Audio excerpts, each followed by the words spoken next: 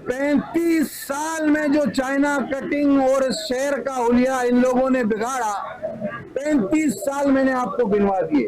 वो ये कहते हैं कि 35 महीने में पीपल्स पार्टी, बल्कि 35 भी नहीं, 25 महीने में पीपल्स पार्टी हमने शहर की जो इज्जत लूटी है उसको 25 महीने में, 15 महीने में पीपल्स पार्टी बहाल करके दे, और मुर्तजा वहाब बहाल करके दे, करीम आसकानी बहाल करके दे। तो क्या ये इंसाफ है?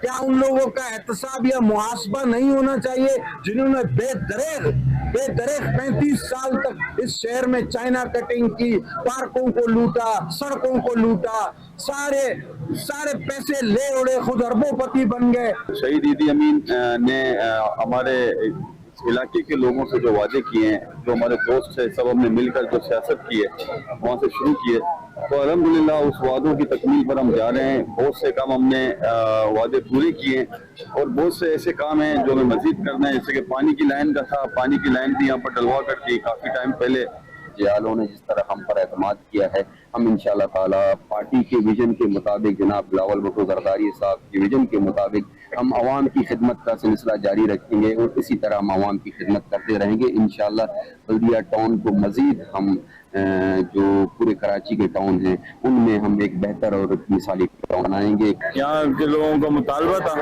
और ये खूबसूरत पार्क दिया गया। यहाँ के जो हमारे खवातीन, हमारी माँ बहन है, उनके लिए एक बैठने के लिए एक बेहतरीन जगह बनाएगी। और इसके अलावा भी बल्दिया टाउन में से जो पार्क, छोटे छोटे पार्क जो जहाँ जहाँ से दरख्वास्त चाहिए, हमारी यूसी में भी एक पार्क हमने दरख्वास्त दिए, इंशाल्लाह बहुत जल्द उस पर भी काम होगा। और इस तरीके से यहाँ की आवाम के लिए, यहाँ की फैमिलीज के लिए सोचा जा रहा है।